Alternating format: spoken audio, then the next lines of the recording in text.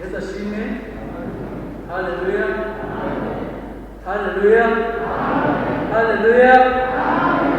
Ndajejwe cyane n'Imana kuba umwanya mwiza iduhaye kugira ngo tuganire kuri ijambo ry'uyu munsi.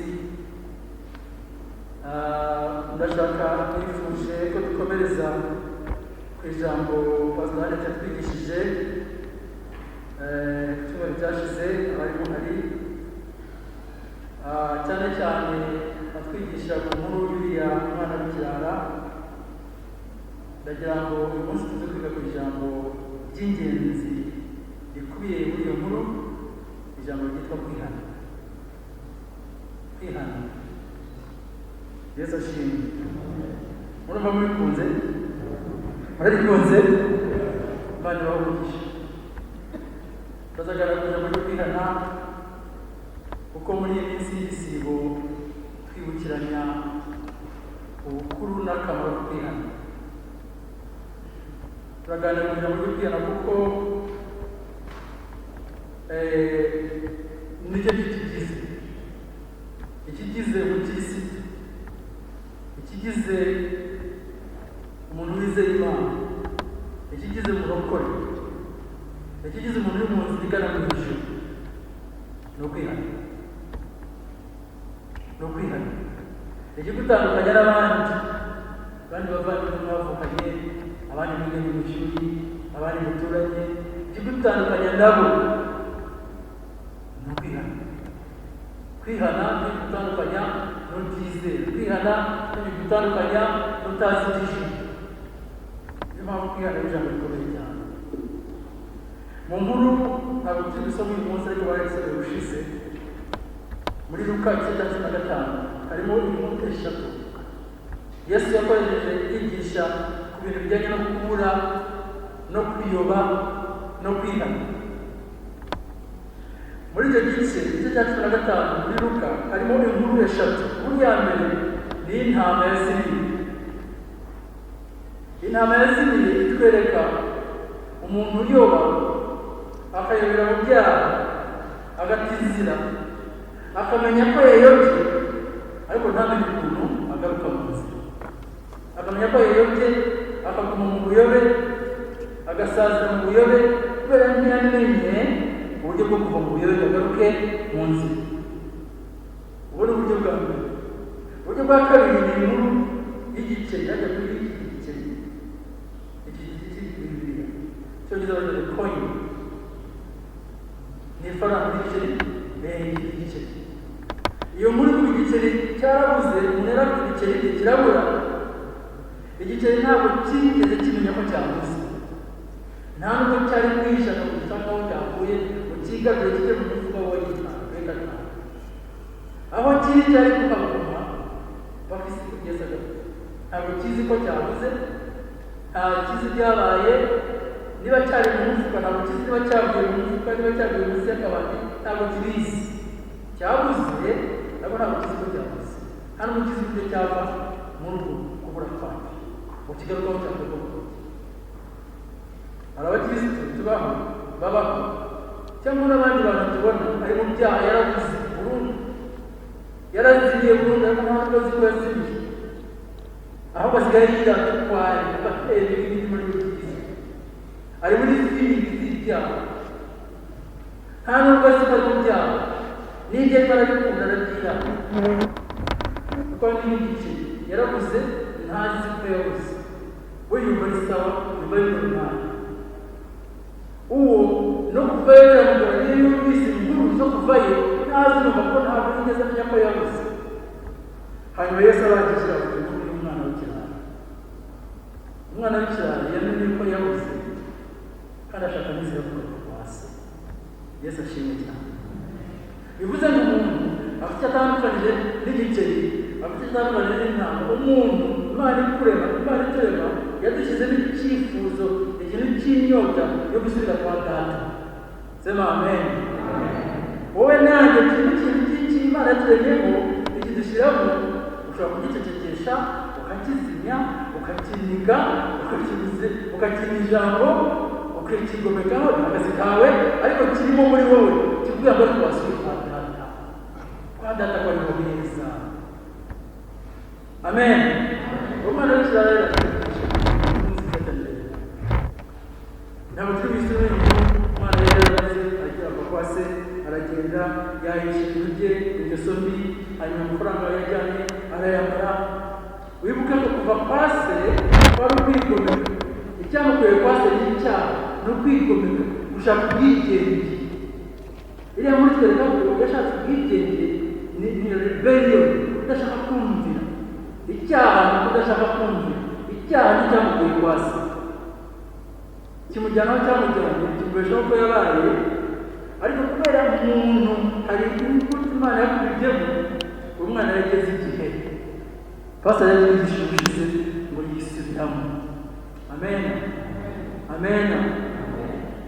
Hari Imana yabishyize cyo gushaka gusubira kwa data, kwihanira gusubira kwa data.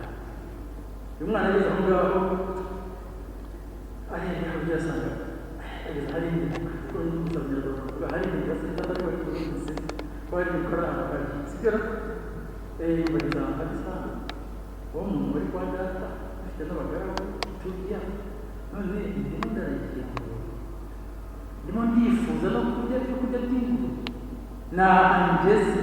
Imana yatubibwe n'icyo kintu ese nahangeze ubu nahange ko icyo kintu cyo kumva wicuza, cyo kumva wigaye, cyo kumva utanezejwe naburi, kumva ubabajwe n'ibyo urimo. Ese ngeze ahantu rwose nahangeze kuko areba ko hageranye kwa data yabigereye cyane kugereranya. Noneho umwana umwanzuro bwabo ntabwo nakomeza n'ibyakomeza sinabyihanganira, iminsi irahagije. Haleluya, haleluya.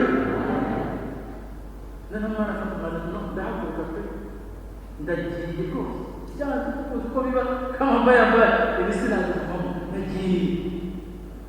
Iriya ndirimbo twagiye nayikunze cyane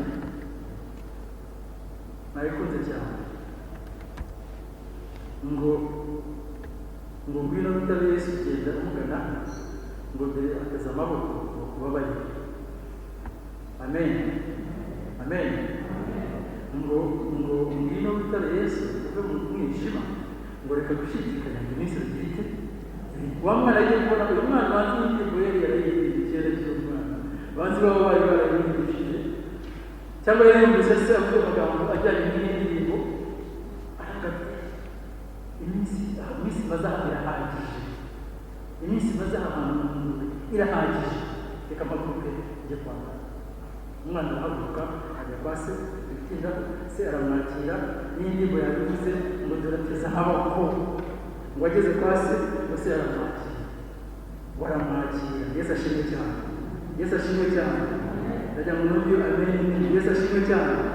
Ngo se aramwakira, se n'umubonye aramwakira, baramukobera, baramusoma, aramwakira. Ibyo ngibyo bakora Imana itubamo inyota yo gusubira kwa data, kuko kwa data ari heza, kandi data nawe adutegereje ko atwakira mu rugwiro, atwakira neza, atwakira mu rukundo kugira ngo tubabarire ibyaha byacu. Ntabwo yigeze avuga ati wa mwana none ibyanjye ababyeyi b'iyi si uko bari kumva ibyo wajyanye n'ibihano kije n'urukuta n'ibindi kireba ukuntu gisa dore ukuntu gisa, ariko ntabwo Imana yacu ducunaguza. Yesu wacu ntabwo ducunaguza ngo yiteguye kuduhobera no kutwakira. Yesu ashimwe cyane. Akazi kacu ni akahe? Ni ugufata umwanzuro wo kwihindukira ngo dusubire kwa data. Ubwo niko kwihana ukavuga ko birahagije.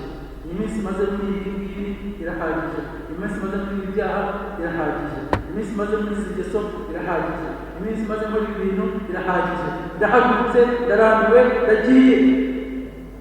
Hanyuma iyo uhagurutse ngo nawe ahita yibaza kugira gutya ugusanganira.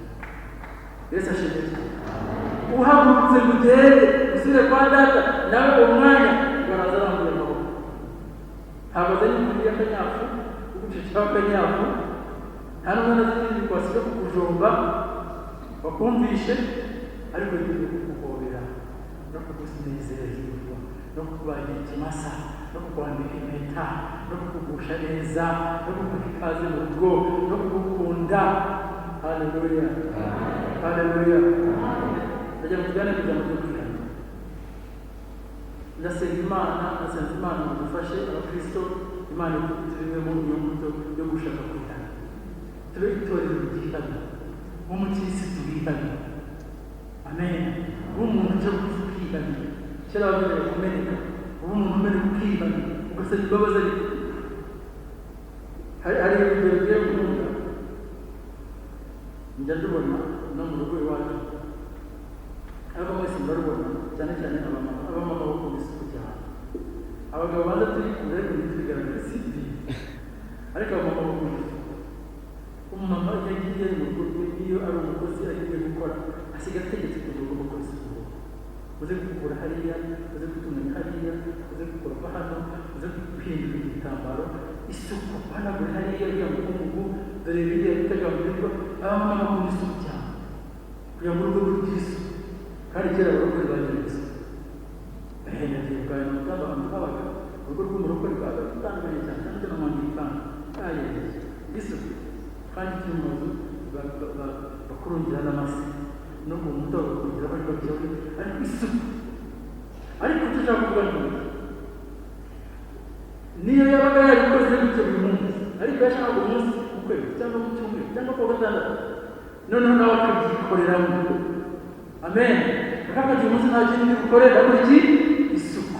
Uwo munsi baba gukaze utubati bakakwigizaho hirya no hino, n'amameza akigira hirya no hejuru bagahanagura, no hariya hejuru bagakuramo umukungu.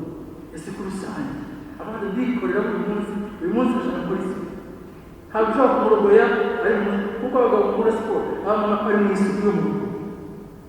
Ibyo bigiranye no kwihana no kwa buri munsi ugatunganya, buri munsi ukihana, buri munsi ugatunganya. Ariko iki gisibo ni igihe noneho cyo tugomba gutinda cyane ku ijambo ryo kwihana. Umuntu wese avuga yuko arimo kwisuzuma, arimo kwitunganya. Reka mbabwire ijambo ryo kwihana ntabwo tuvuga kenshi mu nsengero, icyampa tukavuga kenshi kurushaho. Mujye mutwibutsa ariko pastor avuze ko kwigisha kwihana, mujye mutwibutsa bavanye muri Kristo. Ariko noneho namwe mujye mugira inyota nyinshi yo kumva, mujye mugira inyota namwe n'inzara ariko, kuko hari igihe uvuga kwihana ukiza abantu nta kindi bavuga kwihana, iyo adavuze amafaranga bavuga kwihana. Umuntu akanga urusengero akagenda kubera bavuga amafaranga, badavuga amafaranga bavuga kwihana, akagenda ajya hariya agasaba kwihanisha wowe ubushake bw'abantu. Tujye tugira inyota yo kwihana, yo kumva impuguro n'inyigisho no gusengerwa no gusenga kugira ngo kwihana. Icyampa twabikora kenshi, kuko kwihana ni icyo kidufasha mu nzira igana mu ijuru. Kwihana ni kidufasha gutuma ubugingo bwacu.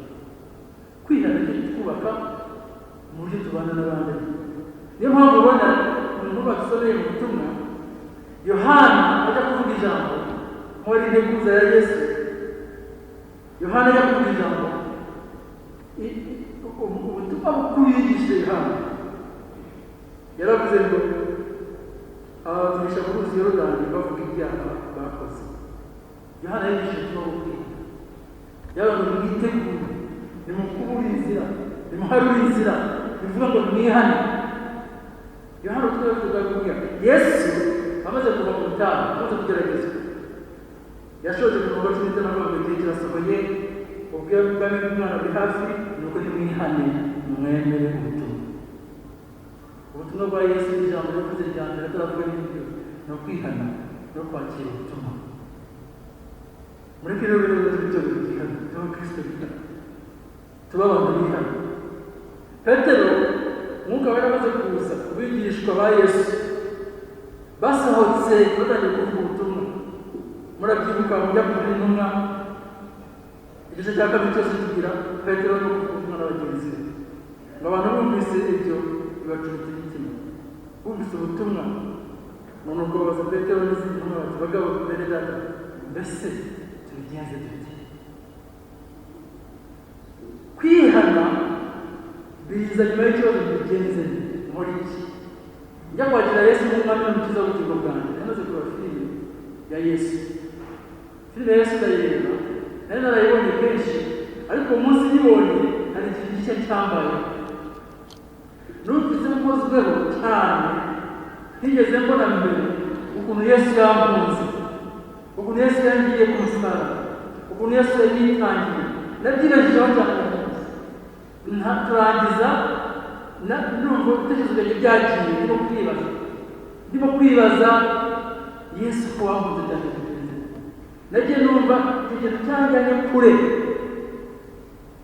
ndimo kwibaza kugenza muri iki cyo ushaka kumenya iki, urukundo wankunze ko ari rwinshi mushaka kumenya iki. Nahuye abandi baganira, abandi bagiye kugenda n'ubu ikintu cyanyuzuyemo, nabuze n'ibindi mvuga, nabuze n'uwo tuvugana, tutahangiye mu cyumba cyawe rwanda ari mu ishuri. Ndi mu cyumba cyanjye nkigeramo, Imana ihereza marayika niwe waje kumbwira ati nakubonye. Haleluya. Ati nakubonye igitego kinini nawe hari ikintu cyabaye kure icyo umubwira ibyabaye. Aransengera natwe ibyaha ndakizwa. Uwo munsi ikintu cyambayeho cyari cyo kwibaza ngo nkora iki, uru rukundo wankunze ko mbona ruteye ubwoba. Abigishwa ba Yesu barababaza berera gukora iki, hanyuma babwira ngo nimwihane. Haleluya. Nta kintu wakora no kwihana, nta kintu twakora gukunda Imana no kwihana, nta kintu mwakora gukunda Yesu no kwihana. Yesu ashimwe cyane. Ibintu byo kwihana bigombye kuba mu ntego zacu, bigombye kuba mu mvugo yacu, bigombye kuba mu ngiro yacu, bigombye kuba mu mibereho yacu. Abayobozi bacu b'iki gihugu baramutse bihanye, igihugu cyari igihugu cyiza cyane. Ntabwo mvuze ngo abayobozi bane, umuntu wese ni umuyobozi. Kiki cyari igihugu cy'amata n'ubuki. Ariko reka ndabituma urutoki mu bandi, natwe abavuga gutuma nanjye ubwanjye, natwe ubwacu twihaniye. Itorero ryadutangaza. Amen. Ababyeyi muri aha ngaha mwihaniye ababyeyi muri aha. Abamama nabo mwagira abana beza. Bagabo n'abagore mwihaniye mwagira ingo zitangaza. Ingo zacu zitangaza. Bakristo twese twihaniye ijuru ryaza rikazamuka. Yesu ashimwe cyane. Nagira ngo uyu munsi nabisengeye Imana ifashe itubibemo umwenda wo kwihana. Imana itubibemo umwenda wo kwihana. Umuntu wihana, umumama wihana, umupapa wihana, bana muri aha ngaha urubyiruko, wowe abantu bihana, muri itorero ryihana, itorero ryacu ibyaha tukihana tugatungana. Hari intambara Satani turwanya yo guhakana kwihana cyangwa kwanga kwihana, resistance, tukaresista. Hari intambara Satani azana yo kuresista umuntu kumva aranangiye. Iyo ni intambara ya Satani. Akanangira pe, akanangira kudakora. Ariko mujya mubibona n'umuhungu, umwana agakora amakosa, ariko urubyiruko muri aha ngaha bana b'abahungu n'abakobwa Imana ibafashe. Umwana pe akanga, kandi ikosa yarikoze no mu mutima we biba biratungana, arabizi. Ariko agashakira n'abayeri, ukabona azamuye umutuku, ukabona arasobanura. Kera agaragaza ubushobozi abakobwa ba kera, hari abantu bakoraga ariko n'abayeri ko byakora. Mugeze mukabona mu kantu, wenda ntimwakabona. Sinzi ab'iki gihe ukuntu abigenza, ako ari kubisuzuma, ako ari kubivuga nta bwenge burimo, ako ari kubivuga nta bumenyi watakaye, kandi azi ko ari icyaha yakoze, kandi yagombye gusaba imbabazi, yagombye guca bugufi agasaba imbabazi. Hari Satani rero uzana kuresista, kwinangira. N'umugabo ukaba kwihanya ku mugore wawe, n'umugore ukaba kwihanya ku mugabo wawe, no kwihana ku muturanyi. Ihene yawe yarasimbutse, niba ari ihene cyangwa inkoko, se ko mu mujyi nta matungo tukigira, yaragiye ibintu byahariye irabyangiza. Inkoko irasimbutse ibirahuri yari yanitse hanze, siko mutatanika hanze, igihe ibyo yangiza wanze kwihana, wanze gusaba imbabazi. Satani azana kwinangira. Imana idufashe bene data, Imana idufashe tuba kwihana.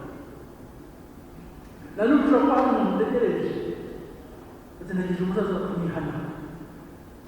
Hashize imyaka 5 hari umuntu bijyanye n'intangazo cyane rero umugore n'umuyobozi w'itorero ukomeye, noneho bimaze kutubwira inkuru wa kera cy'umusenateri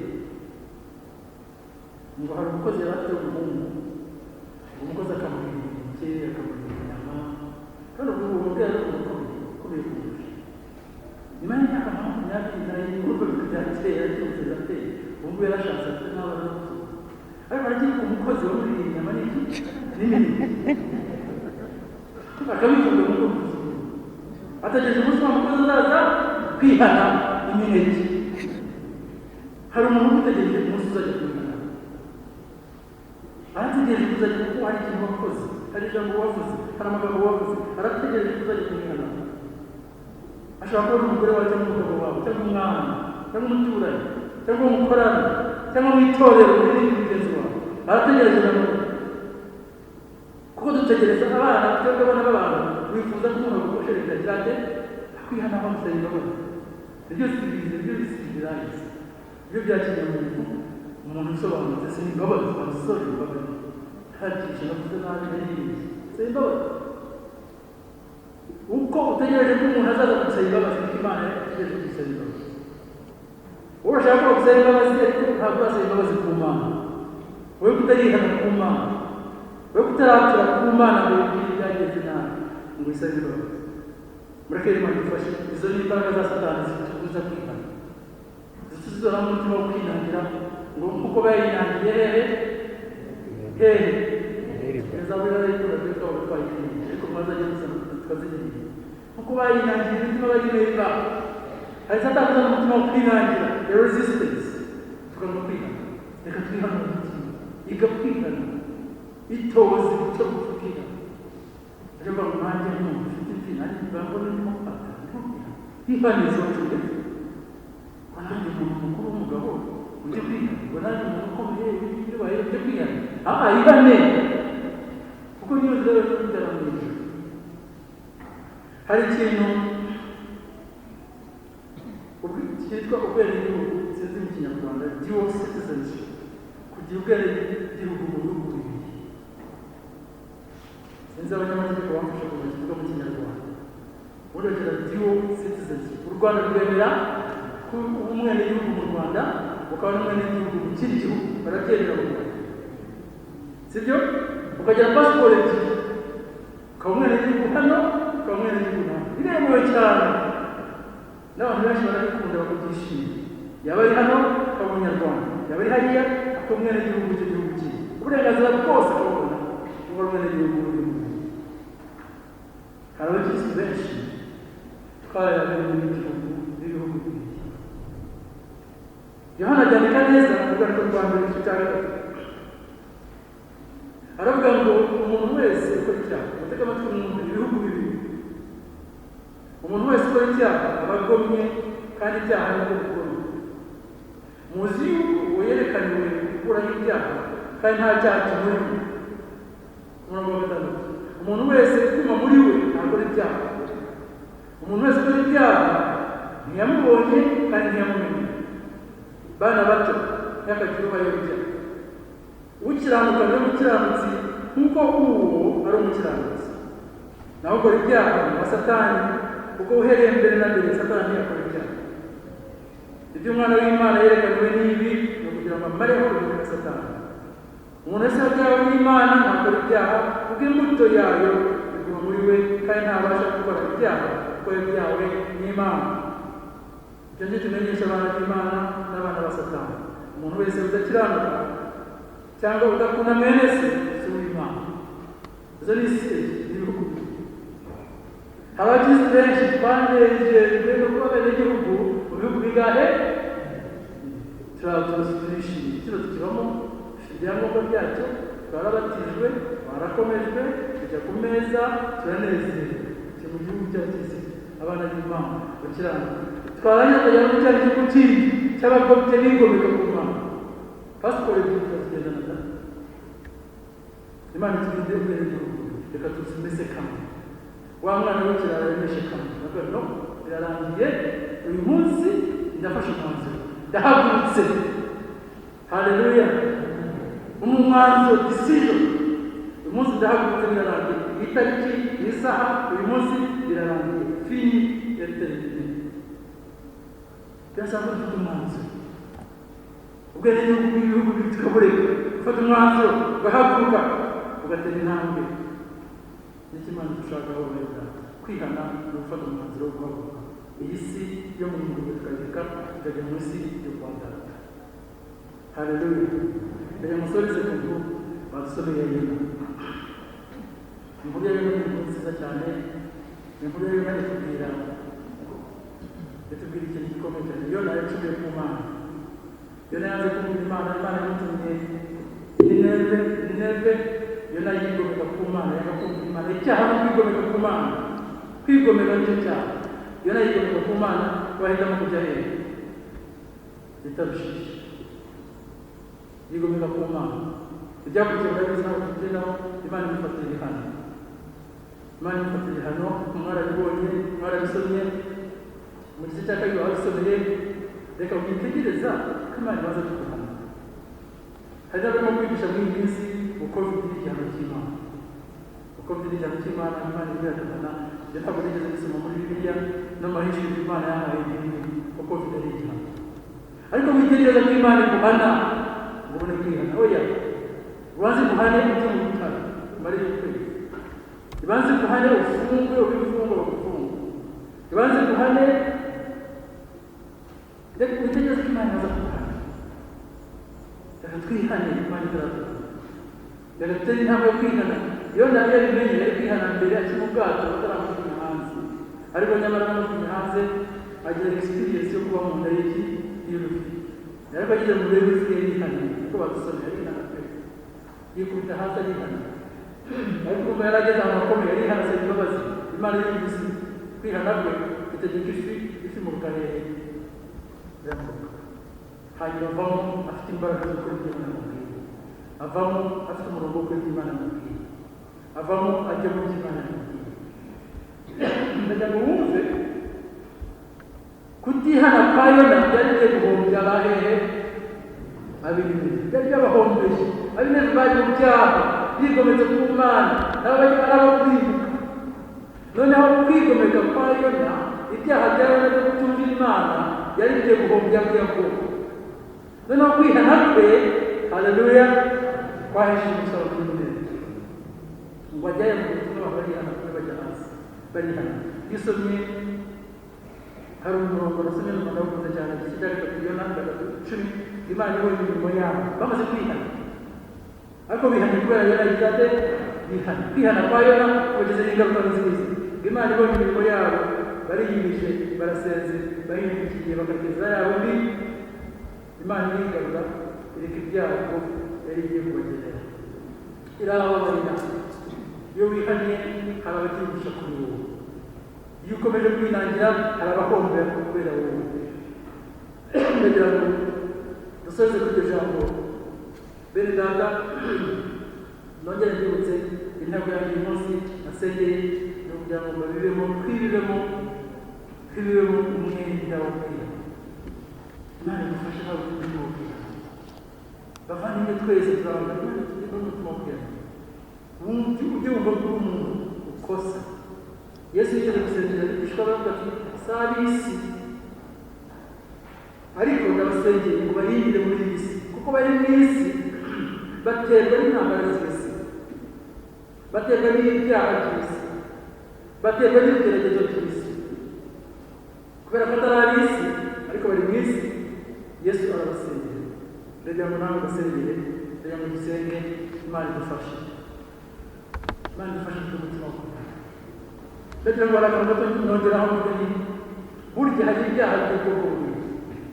Hari ibyaha by'abanyabyaha, ubusambanyi, ubujura, ubwicanyi, ubugambanyi, ibyaha by'abanyabyaha. Abo ni abanyabyaha ntabwo barakizwe n'imbaraga y'Imana. Ariko kabivuga n'ibihura, hari n'ibyaha by'abakijijwe. N'abakijijwe yerekeranye muto numvaga bakwihana amababaga ngo ndasima imbabarire muri iyi minsi nagize ubukonje ubukonje nabwo ni icyaha ariko nticyatuma umuntu bakore akamenya ngo iyi minsi nta ntege ndimo ndagenda buhoro akiha rya giti cy'ubukonje ahubwo n'ubundi rwego ati jyewe ndasaba Imana imbabarire nibonye mu bwibone yari yambaye neza uwo munsi akaberwa cyane akabona yagiye mu yindi si akumva nagize mu bwibone ikanzu biramubera cyane kugira ngo umutima we yumva hajemo akantu yihana iki ubwibone ababyeyi ndasaba Imana imbabarire muri iyi minsi singitanga icya 10 akasiga imbabazi imbere y'abantu kandi muri iyi minsi ndagize singitanga icya 10 kuko ndira Imana akasiga imbabazi n'ibyaha by'abakirisitu by'abakijijwe by'abakoreye kuko bararokoze barihanye ariko hari utuntu bizingiraho hari n'ubwo basaba Imana imbabazi icyaha cyo gukererwa mu rusengero kuko nagiye gito basanga cyangwa pastor yavuze umunyabyaha ntawe nagira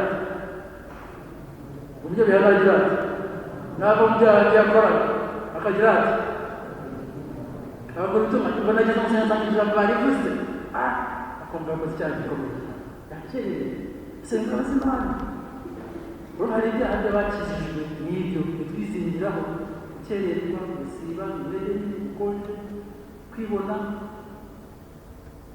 ariko hari ibyaha by'abanyabyaha Imana idufashe rero dutoze kwihana Imana igushyiremo muri wowe ibibe muri wowe umutima wo gushaka kwihana reka dusenge Imana kandi dusenge Imana kugira ngo nawe ubwawe witekerezeho nawe ubwawe wibaza nanjye ubwanjye ndibaza Imana igereke aho bwire kwihana ni hehe Mwuka Wera dufashe Mwuka Wera agenda Mwuka Wera akora Mwuka Wera avuga turakwinginze twiyeke ni hehe dukwiye kwihana n'ako gato gasigaye niba harimo n'ibindi bihe mwami twifuza aho twihana muri iyi minsi ya Nowa abashaboye n'abagabo bifashe imitima yacu kugira ngo twereke itunga agatoki twahamagaye mwami umwuka mubi wa Satani udutera kwinangira udutera kuresisitinga ashaka twigire kuri iyo mwana yumvise ijwi ahita ahaguruka afata umwanzuro arahaguruka tugasubira kwa data icyo dusabye mwana twereke kandi duhe gufata umwanzuro kandi duhe kwihana kandi duhe kureka kandi duhe guhinduka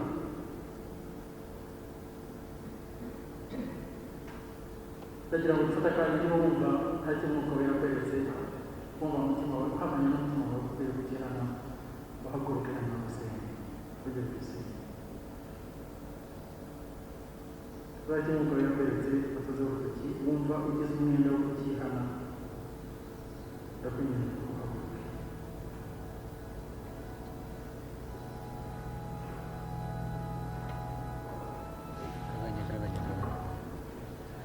Imana ishobora byose tugushimiye cyane kubw'uyu mwanya w'iri jambo tugushimiye cyane mwami ko waturemye gutiramo imbuto yo gushaka kugaruka iwawe yo gushaka kwihana iyo mbuto irahari twumvise neza yuko Satani ajya ayiniga akatubuza ariko uranesha weretse rero mwami abagaragu bawe n'abaja bawe icyo utweretse kugiye kwihana hanyuma kijyana kiveho mwami uduhe kwihana nyakuri uduhe guhindukira igihe twamaze ari iminsi ari amasaha kirahagije uduhe mwami kureka no kubivamo no kubimenyesha niba ari amagambo twavuze niba ari ibitekerezo twagize niba ari ibikorwa twakoze mwami utubabarire tunezezwa n'uko Imana yiteguye kuduhobera no kutwakira tunezezwa n'uko utagira udushabuza wicira imanza iyo twavutse uraza kwihuta ngo twakire ngo twoze ibyaha byacu byose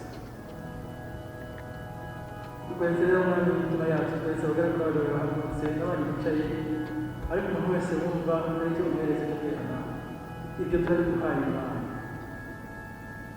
ibyo turari kweretse turabitanze ntituveho ntibigende n'izina rya Yesu turabirekuye ntabwo twifuza gukomezanya nabyo, ntabwo twifuza kubikundira, ntabwo twifuza yuko tubidahana, ntabwo twifuza yuko dukomeza kubana nabyo. Biraturemereye, turabirambiwe, turabikuhaye.